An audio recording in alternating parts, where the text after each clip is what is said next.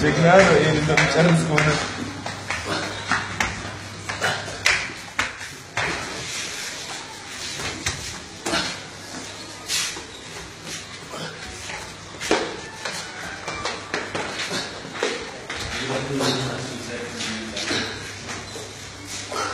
በጣም የሚገርም ነው።